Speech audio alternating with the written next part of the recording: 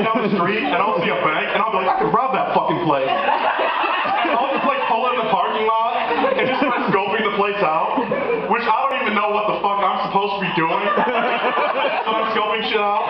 I just sit in my car and like listen to the radio and watch people go in and out. And they always notice me. Probably because I'm parked in the handicap spot. But they notice me. It sucks when you're fat even more because you'll do the same shit at like a McDonald's. Like I have thought in great length about how I would rob a McDonald's. First off, I wouldn't even ask for money. I would just go in there and be like, give me all your double cheeseburgers, put them in the bag. Which sucks because that's only on the dollar menu.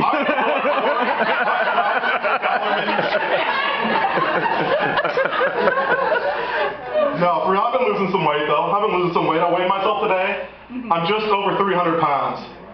If you have lost weight and you need to lose more to get to 300, something has gone seriously wrong in your life. And I'm going to put it in these terms for you because a lot of people just don't get what it's like to be fat. They just don't get it. If you've ever seen the movie 300, I have a pound dedicated to every character in that movie. So if every pound on my body was its own Spartan soldier, I could bring the world to its knees. That is how fat I am. But I can lose weight. I can't. I just don't want to. Because once you start getting fat, you get these things up here. You know, you get some man boobs.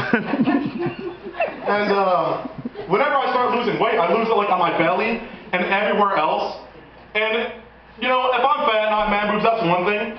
But when you're a skinny guy, you don't have man boobs anymore. You just have tits. You're just a skinny guy with tits. There is no way I am going to be a skinny guy with tits. If you're a skinny guy with tits, you might as well just tuck your sack back and be a woman for the rest of your life.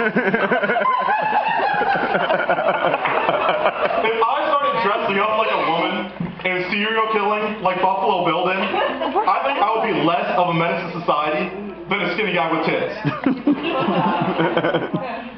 I remember there was this girl I used to work with, and she thought I called her a bitch, but I didn't. And so she just comes up to me one day and she goes, Doug, you have bitch tits. And I was like, what are you talking about? I never called you a bitch. And she's like, oh, well, never mind. You don't have bitch tits then. So ladies, remember, if you ever throw that out there, there's no takebacks on that. It's like an atom bomb. As soon as you pull the lever, like it's going down.